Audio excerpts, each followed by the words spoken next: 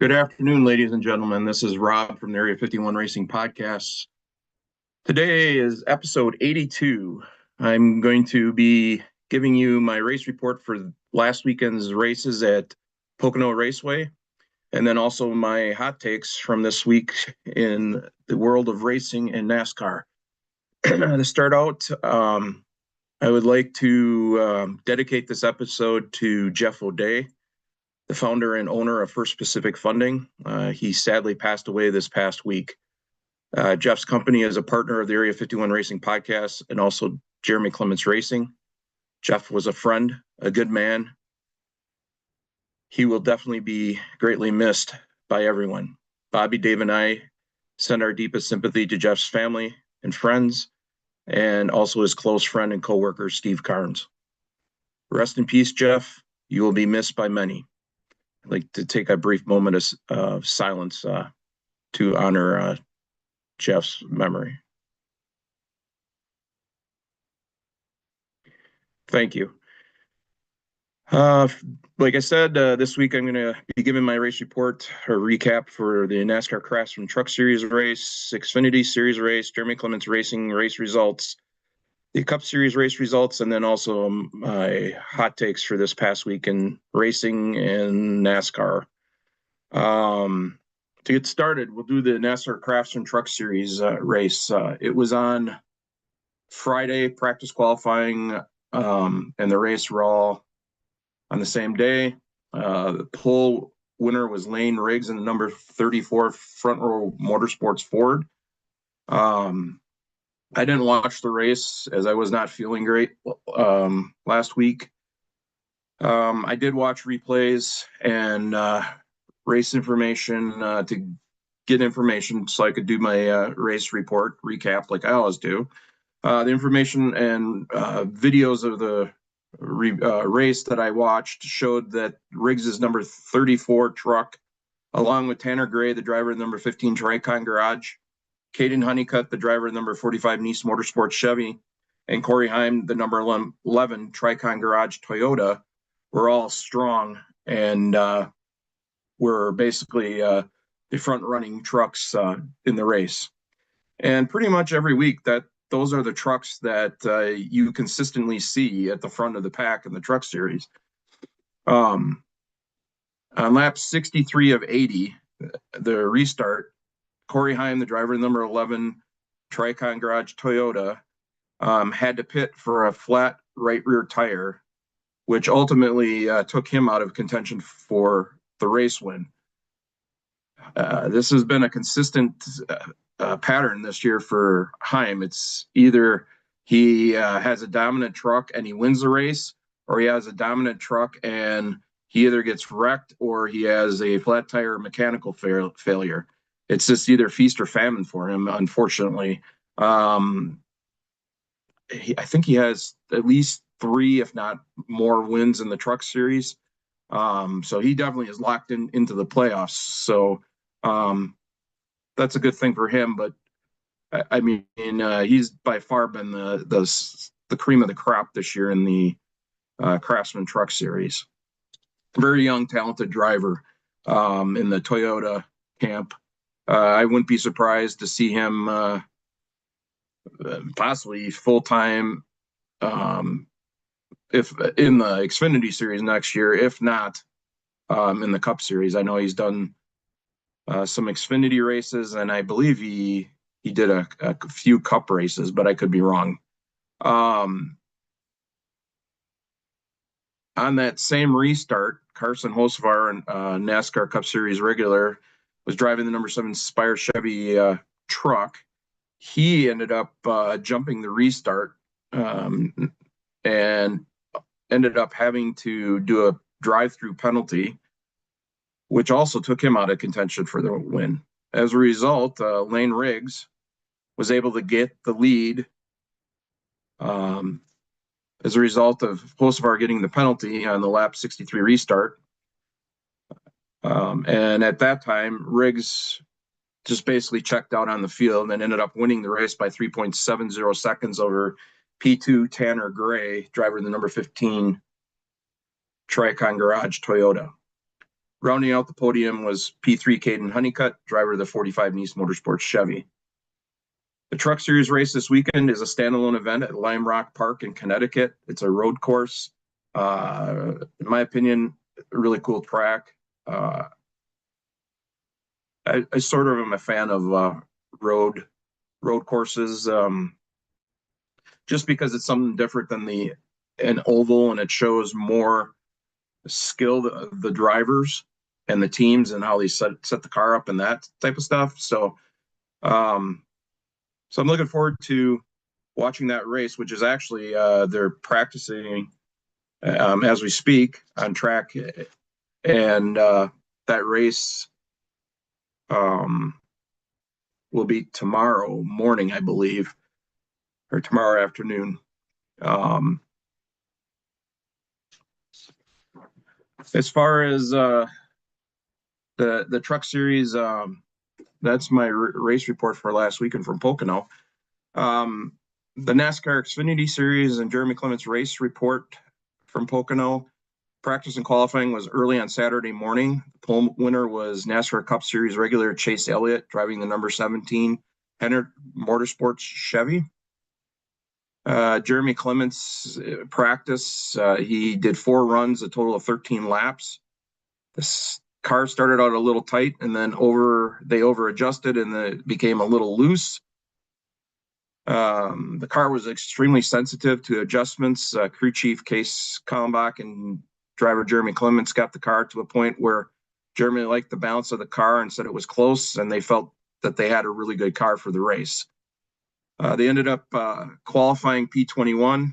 The car ended up being a little too loose in turn 1 for according to Jeremy, but they again still felt they had a pretty decent and fast car for the race. The race started stage 1. Jeremy radioed towards the end of the stage that the car was tight. Case Kallenbach, the crew chief, advised to stay out because they wanted to get some stage points while the other teams pitted late in the stage to try to flip the stages in the pit strategy. At the end of the stage, they ended up ultimately finishing P9 and getting 2 stage points. When they pitted, their pit stop was delayed due to a pit crew member dropping a spacer while trying to put it on the right front shock. They also did adjustments, fuel, and 4 tires. Jeremy restarted stage 2, P35, as a result of the long pit stop. Jeremy got up on the wheel and in 2 laps went from P35 to P23. He gained 12 positions in 2 laps, which was awesome to see and amazing. During this stage, Jeremy continued to work his way forward and pick off cars, and he ended up finishing P11, 1 spot short of getting another stage point. Jeremy said that the only reason why he wasn't able to advance into the top 10 at the end of the stage was his car started getting loose on entry and a touch tight in the center off. They did adjustments again at the end of the stage, fuel and tires, and unfortunately, again, the pit crew had an extended stop as a tire got hung up while trying to remove it from the car. As a result, they restarted stage 3 in P26. Jeremy again started moving his way forward through the pack, picking off cars one at a time. On the next pit stop that they did, the pit crew made up for the previous 2 long pit stops and had a good fast stop. As a result, that helped Jeremy gain some more positions on track. During the stage, Jeremy continued to battle a loose in tight center off car. On lap 83 of 100, the number 48 car spun and hit the wall, causing a big wreck. Several of the cars started coming back down the track. Jeremy had to drive his car onto the apron of the track to avoid the wrecking cars. And as his car drove on the apron, there was a drain grate on the apron, and when his car hit the drain grate, it actually got a little airborne and when it landed, it hit the apron pretty hard. Jeremy, was advised by the crew chief and spotter RC that they thought he may have got some minor damage to the splitter, but that's all they could see. After this incident of getting airborne going over the grate, Jeremy came on the radio and said his car was tighter now. Jeremy was as high as P8 with six laps to go, but unfortunately, because of the tight car, he could not hang on it was just too tight. He ended up finishing the race P12, which was another great race and great points day for Jeremy Clements Racing. After the race, crew chief Case Kalmbach came on the radio and said, "We raced this one for Jeff," referring to Jeff O'Day, the owner of First Pacific Funding, who had sadly recently passed away. Jeff and his company are friends and partners with Jeremy Clements Racing for several years. The big story of the Xfinity race was that Dale Earnhardt Jr. was filling in for the suspended crew chief Marty Lindley of the number 88 Junior Motorsport Chevy, driven by Connor Zilich. This was Dale Jr.'s first race as a crew chief. So there was a lot of attention during the broadcast on Dale Jr. and his reactions and what he was going to do on the pit box. In general, the race was really good. There was a lot of passing, some side-by-side racing, but there were several issues caused going over the bumps in the tunnel turn number 2. And this was a common occurrence in not just the Xfinity race, but also the truck race, and then also in the Cup Series race on Sunday. Dale Jr. during the race made a gutsy call to stay out and get on a different pit strategy, which ultimately paid off as his driver Connor Zilich ended up winning the race. P2 was Jesse Love, driver of the number 2 RCR Chevy, and P3 was Christian Eckes, driver of the number 16 Kaulig Racing Chevy. This was Dale Jr.'s first race race win as a crew chief and / team owner. Obviously, he's had several wins as a team owner, but as calling the race on top of the pit box, this was his first win. The next race is tonight, actually, at Echo Park, formerly known as Atlanta Motor Speedway. It will be under the lights and is a night race. Race starts at 6:30 p.m. Central Standard Time on the CW. Really looking forward to this race.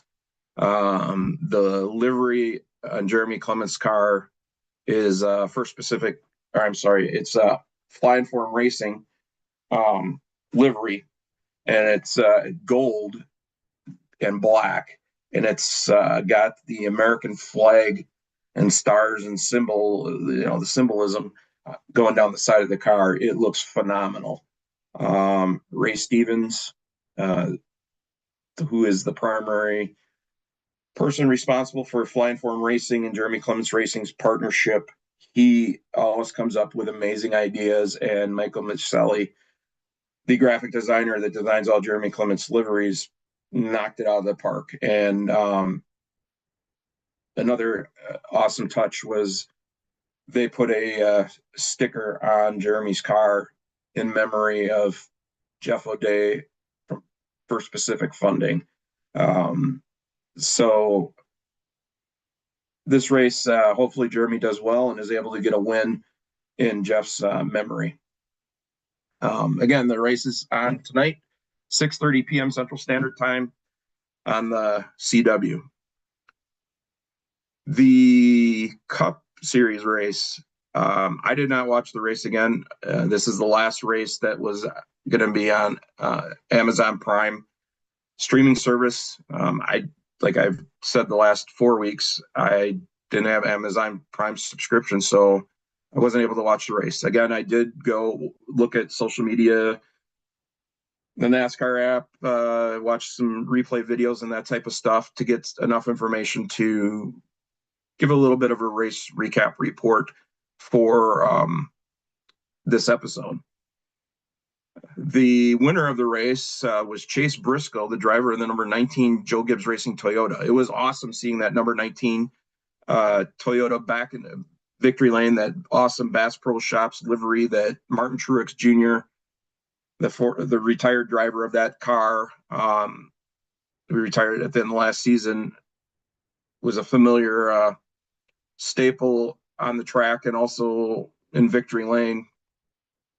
Martin Truex Jr. was one of my favorite drivers in the Cup Series. And it was good to see that car back in victory lane, and good to see Chase Briscoe also basically get the monkey off his back and get into victory lane and get that pressure of getting his first win in like a top quality ride at the 19 car for Joe Gibbs Racing. Post race, Briscoe said that he felt the pressure. He had felt the pressure to win and was glad that he basically got his first win. And like I said, got that monkey per se off his back. P2 was Briscoe's teammate at Joe Gibbs Racing, Denny Hamlin, the driver in the number 11 Toyota. And then P3 was Ryan Blaney, the driver in the number 12 Penske Ford. So for the next 5 weeks, now the Cup races will be broadcast on TNT. So tune in to TNT to be able to watch the Cup races. That is the internet reports for the 3 NASCAR Top Series from Pocono this last weekend. Like I said, the race, the Xfinity Series races, I always watch because obviously I've mentioned multiple times that's my favorite series, not just because my favorite driver Jeremy Clements races in the series. It's just I love the racing. The cars look like race cars. The racing is amazing. And there's a lot of talent in that series. So we'll go on to my Rob's Racing hot takes for this week. Number 1 is Dale Earnhardt Jr., owner of Junior Motorsports. Like I said during my Xfinity Series race report, filled in for suspended crew chief Marty Lindley of the number 8 D8, Connor Zilich, driven Chevy for Junior Motorsports. Lindley was suspended due to a loose lug nut at the Autodromo Hermanos Rodriguez road course in Mexico City the past weekend. NASCAR Cup Series driver Kyle Busch said on social media before the Xfinity Series race that Dale Jr. was just going to be a warm body on the pit box. Busch was basically saying that Lindley and the team engineers at the track and in the Junior Motorsports race day war room would actually be calling the shots and just communicating with Dale Jr. and telling Dale Jr. what to do. Again, just he was just going to be a person on the box, but actually, in Busch's opinion, he wouldn't be the one calling the shots. I found this interesting, as this is usually the case. However, Dale Jr. on his podcast said that he was the one to make the call during the race to stay out and not pit with the other lead pack cars coming into pit, which ultimately, with them being on the opposite pit strategy, was the right call for Dale Jr. and ultimately helped get his driver Connor Zilich a win, and Dale Jr. his first win as crew chief. Obviously, it was a big risk, but again, ultimately the right call because they got the win. Dale Jr. said that he would do the fill-in crew chief job again, only if he was asked to do it by the crew chief that was not, it was either suspended or not able to be at the race to do their job as the crew chief. He didn't have any plans to take over that role for one of his teams. unless, like I said, he made reference to he would only do it if he was asked by the crew chief. Number two, my second hot take for this week, and this one I suggest everybody. I know this is a Bobby, Dave, and I's podcast, but this is in my opinion, a really good episode of another podcast to watch because it gives a lot of information from Kenny Wallace and Mark Martin, two really great drivers in the sport of NASCAR. Kenny obviously also has the side of doing the television part, so he has another aspect, another view on NASCAR, and from another perspective from the media side of it, as well as the driver's side. So I suggest everybody check out Kenny Wallace's podcast called Kenny Conversation last week, where he had Mark Martin on as a guest. Mark Martin, as you know, if you watched the podcast, I'm a huge Mark Martin fan.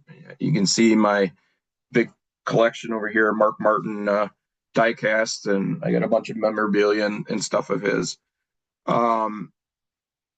He has been very vocal about the current state of NASCAR, as in not happy with the direction that NASCAR is going. And during his conversation with Kenny Wallace, they talked about this current state of NASCAR and what the issue is and why people of my age, which I'm going to be 55 this October, I grew up, like I said, watching racing back in the late 70s all the way up to now. And I got my love of Mark Martin from watching him race back in the ASA and ARTCO days at the local racetrack here not far from my house that unfortunately no longer is in existence, Lake Geneva Raceway.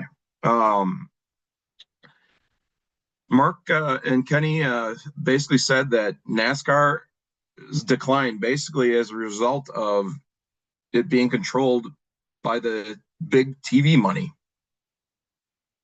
Mark and Kenny talked about a poll that Mark Martin had put on one of his social media platforms, asking his followers if they would like to see NASCAR go back to 36 races in the old Winston's Cup point system format.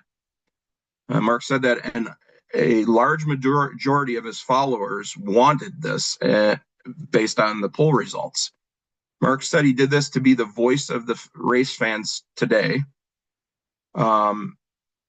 As you know, me as a race fan and other race fans really don't have a say, as to what NASCAR does. They have a fan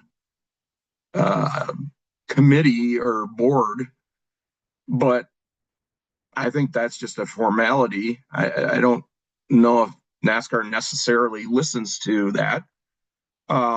They could. I honestly don't know. Obviously, I'm not part of that and privy to what goes on at those meetings and what that committee does. But it's good to have a legend of the sport in Mark Martin standing up for the fans, especially fans of my age and older that were alive and watched Mark, Bobby Allison, Davey Allison, Dale Earnhardt Sr., Darrell Waltrip, Richard Petty, all kinds of those great, David Pearson, all those great drivers from back in the 70s, 80s, 90s through early 2000s, which was basically the golden age of NASCAR, era of NASCAR, in my opinion. And, he's given, I guess you could say, my generation and older a voice in the sport. And Mark even said, he said he has a lot of younger viewers that follow him and also have this same opinion. of NASCAR. And he said that a majority of them probably never even watched him race unless they watched a replay of a race on YouTube, which was another thing that they discussed, and I'll get into in a minute. But basically, Mark and Kenny said that NASCAR owner Ben Kennedy was on Kenny Wallace's Kenny Conversation podcast and said that, NASCAR wants to expand their global footprint. And Mark's response was, "What is wrong with the size we are? Why do we have to sell out to big money?" Mark went on to say in his interview that the integrity of the sport, to me, I feel what I have accomplished in the sport has been diminished by gimmicks. And I agree with Mark. I mean, Mark and Kenny Wallace talked about that, and the gimmicks basically are like the playoffs, this current point system, the All-Star race, the race at Bowman Gray, the in-season playoff thing that they're trying this year. And I get it. NASCAR is trying to not only grow the sport globally, but they're also trying to get a younger generation into the sport. And the part that I found interesting of this conversation that Kenny and Mark had that I didn't really think of is younger generations, since the invention of the cell phone, what does everybody do? They're always on their cell phone. I can go to the NASCAR app. I don't even have to watch the race, which obviously I haven't been watching the Cup race, and I didn't watch the truck races last week, but I knew what happened based on what was shared on social media. I got that all off my phone. So what they were saying is viewership in NASCAR has gone down some from where it was back in the golden era of NASCAR. That basically with a cell phone, you can be working outside, not watching the race, which reduces the viewership for the TV broadcast, but you can still go on an app and you can find out exactly, up to date on the NASCAR app, the timeline for the race. You can see what everybody's doing. I can listen to the scanner because I have the premium subscription on the NASCAR app and listen to the spotters. I can listen to MRN radio. So I can do all of that on my phone anywhere as long as I have cell service or internet service, and I don't even have to turn on the TV. And and then NASCAR also this year, not only the cell phone has hurt the viewership, but also they talked about how NASCAR this year has gone to breaking up all the different different races being telecast on regular TV, like satellite, cable, and then streaming services or an app. So for example, the first 15 races were telecasted on Fox. So actually it was the first 12 races, and then it was the Bowman Gray exhibition race and the two Daytona dual races. And then you had the next 12 races. And then the last 5 races were on Amazon Prime streaming service. Now these next 5 races starting today, or this weekend, I should say, at Atlanta or Echo Park, are now on TNT. And then after those 5 races on TNT are done, then 10 races are going to be on USA Network. And then 4 races are going to be on NBC. So one of the 4 is going to be in the middle of the 10 USA races, and that's the the race at Daytona, the Coke 600 race, and then the last 3 races of the season are all on NBC. So it's confusing. I mean, I had to write all this down and look it up and go through all this. It was confusing for me to follow all this. I can only imagine somebody my age or older trying to figure out how to be able to watch a race, and then, being pissed because they don't have the streaming service, or they don't have the ability to watch the race because they may not have TNT or the USA Network. And I think, and NASCAR obviously is chasing the money, like they said, to go after where the money is. But at the same time, Kenny Wallace, who was in broadcasting, like I said that he knows for a fact that Fox Sports was pissed because Amazon Prime cut into 5 of their races and took 5 of their races, and they lost revenue from that as a result, because Amazon Prime was able to overpay to get those 5 races because they're trying to build their app and their streaming service. So NASCAR took the money. But in the same breath, Mark Martin talked about how back in the day when he was racing, they always talked about the big NASCAR, the TV money, but Mark said as a driver, he never saw it. So it didn't make a difference. So I find it interesting. I don't know if that still applies today with the TV money, how it's distributed with these charters and the Cup Series. But a prime example, the Xfinity Series has done it the right way. They're on the CW. It's a public station. I could get it with my antenna, if at least here in Wisconsin. So it's, the only thing that sucks is if you're away from your home, you can't watch the race live. You can't stream it unless you're in the market. You're basically at your house. You can't stream it.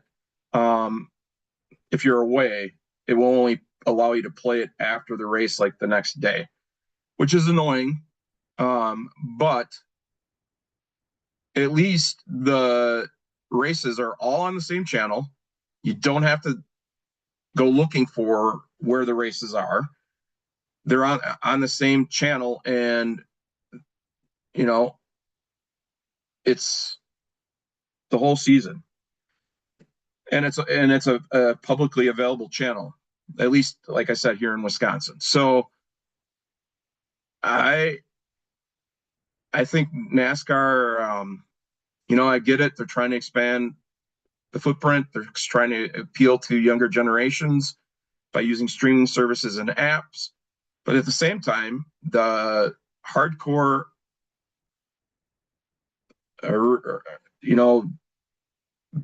race viewers and fans are the ones that are they're alienating at the same time. So it'll be interesting to see if NASCAR starts listening to some of these great race car drivers like Mark Martin, Kenny Wallace.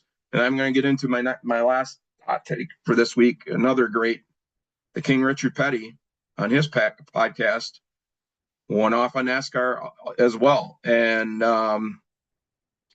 so, maybe NASCAR needs to start listening, I think, to these Hall of Fame drivers that have been around the sport for a long time and have seen, from back in Richard Petty's 60s on, maybe 50s,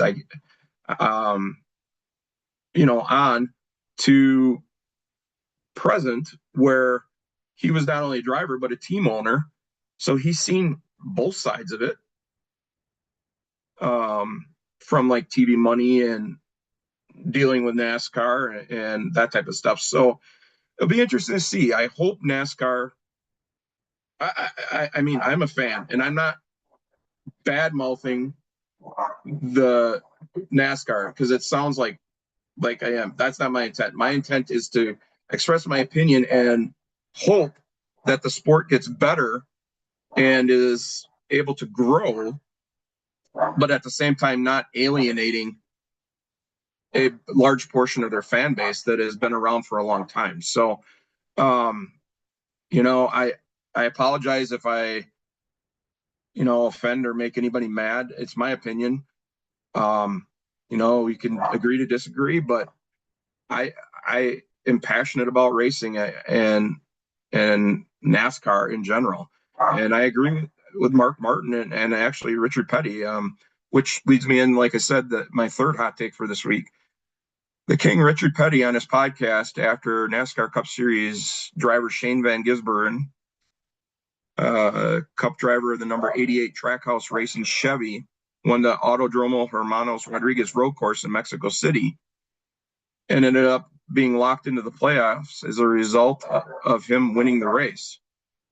At the time, Van Gisbergen was P32 in points, driver points standings. He was nowhere near being eligible for the playoffs, nor would he have been if he hadn't won the race. And this caught the ire of Richard Petty, who said that road course really isn't NASCAR racing, and a person that is 32nd in points shouldn't be locked into the playoffs. Petty said, what about the guy in 15th in points who has run consistently but hasn't won and doesn't make the playoffs? You know, how fair is that? You know, he was very adamant and, you know, stated his displeasure with the current NASCAR playoff point system and its departure from the traditional roots of NASCAR with the Winston Cup playoff system that was in place when he raced. You know, and you know, this is not the first time I've heard Richard Petty speak out about stuff he's not agreeing with in the direction NASCAR's going. And, you know, this point system in the playoffs, you know, another, you know, to go back to Mark Martin, Mark said during his interview with Kenny Wallace that the word playoffs is something that you use with ball sports. So like baseball, basketball, football, you have playoffs. He said there's only one driver in the car. It's not multiple people and they're not playing with a ball. So it shouldn't be the playoffs. It shouldn't be called playoffs. It just should be racing, period. And that goes back to like what Richard Petty's saying. You know, go back to the original Winston Cup playoff point system, period. Consistency, you know, it rewards the driver and the team. You know, if you have several DNFs in this current point system and you win a race, then you're locked in. And, you know, I agree. That's not fair to the driver that's run consistently and hasn't, you know, and isn't able to make the playoffs. And the funny thing is, ironically, the gimmick that NASCAR is using for this in-season tournament, Shane Van Gisbergen didn't qualify for the in-season tournament because he was not at the time in the top 32 drivers to qualify for their in-season tournament for $1 million,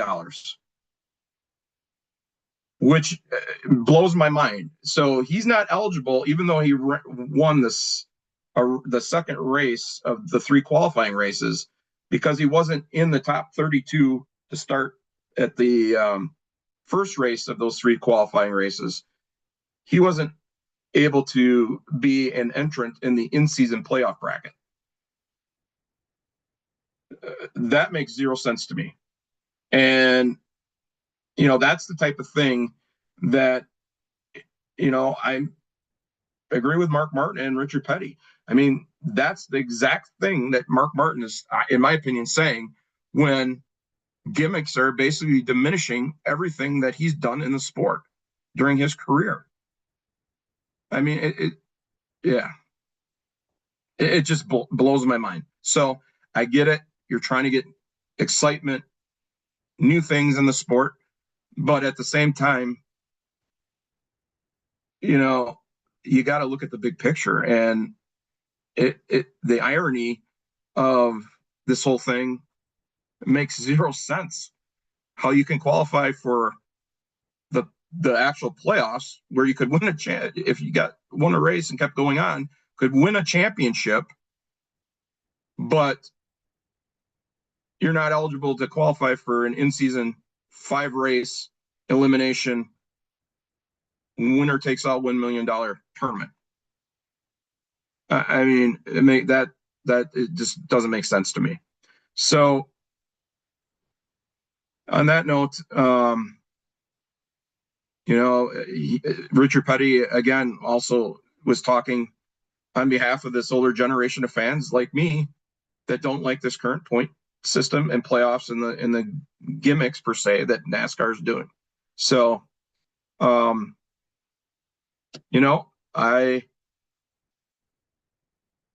like the race in Mexico. I thought that was cool. I think if they return to Canada to race, that would be awesome as well. But as far as talking about going to Europe or something like that, it would be cool to see. I mean, they've already done it in the past where they went to, I think, Australia and Japan multiple times to race. But I don't, cost versus the benefit, I guess is the way to put it, for NASCAR, for growing the fan base. I personally don't see how that balances out. So, but I am a diehard race fan and a guy that does a podcast. So what do I know? Take it for what it's worth. Just my opinion. But on that note, I am done with my rant and my report and my hot takes for this week. Episode 82 was brought to you by Alliance Driveway Solutions. Alliance Driveway Solutions is a proven leader in ensuring that your vehicle relocation needs are met promptly and professionally. They move fleets or single pieces of large vehicles and equipment using GPS technology to track your equipment, location, and transport progress. They also are insured and use qualified licensed drivers to transport your equipment safely to its destination. Alliance Driveway Solutions is based in Pinehurst, North Carolina. Contact owner Tate Lyda and his team at 800-218-0882 if you are looking for this type of service. Make sure you say Bobby, Dave, and Rob from the Area 51 Racing Podcast recommended them to you. Tate and his business, Alliance Driveway Solutions, is a partner of the Area 51 Racing Podcast and also of Jeremy Clements Racing. Tate is a good friend of Bobby, Dave, and I, and his wife LJ. They have a great business. They support not only Jeremy Clements Racing but grassroots racing. They sponsor a racing series at Tri-County Speedway in North Carolina. They sponsor some race car drivers that race on asphalt, dirt down in North Carolina, South Carolina area. Very, very, very big sponsors and supporters of racing. So thank you, Tate and LJ, for your support of our podcast. And on that note, I'd like to thank our viewers for tuning in and listening. As always, without you and our sponsors, partners, we would not be able to do this podcast. Bobby, Dave, and I are greatly appreciative for everybody that tunes in and listens, follows us on our social media platforms on Facebook, Twitter, or X, Instagram, on YouTube, and then also on Spotify. If you like what we're doing, please like, share, and recommend it to your friends, family members. And on that note, thank you to our sponsors, Spartan Waste, Fox Sports Spartanburg, Harrison's, Action RV, Kylie Glick Racing, Matman Designs, The Runner's Roost, Alliance Driveaway Solutions, Anna Moore Designs, Circle B Diecast, Driven Sunglasses and Driven Trackside, Elite Towing and Recovery, High Speed Auto, The Racing Warehouse and Armadillo Apparel, Belcher Cheesecake Creations, Fly & Form Concrete Structures, Gale Beard Products, Wings, etc., Dialed In Focus Pouches by Whitetail Smokeless, Benzik Designs, Schanzenbach Landscaping, Enigma Tattoo Studio, Aero Parts Group, Overwear Apparel Group LLC, and Jeremy Clements and Jeremy Clements Racing. Again, without our partners, viewers, listeners, Bobby, Dave, and I would not be able to do this podcast. And we greatly appreciate all the support and everything. And we look forward to you joining in and listening and following us and liking what we do. So on that note, thank you. Enjoy the races this weekend. Looking forward to tonight's Xfinity race on the CW under the lights at Echo Park, or at the formerly known as Atlanta Motor Speedway. The Jeremy Clements number 51 Fly & Form Concrete Structures primary sponsored number 51 Chevy is going to look badass under the lights. Hopefully it's as fast as Xfinity Internet. And they're able to get a really good finish this weekend. Looking forward to it. Atlanta races are really good. So on that note, everybody have a great day. Enjoy the races this weekend. And we'll see you later. Take care. Thanks for joining in and listening.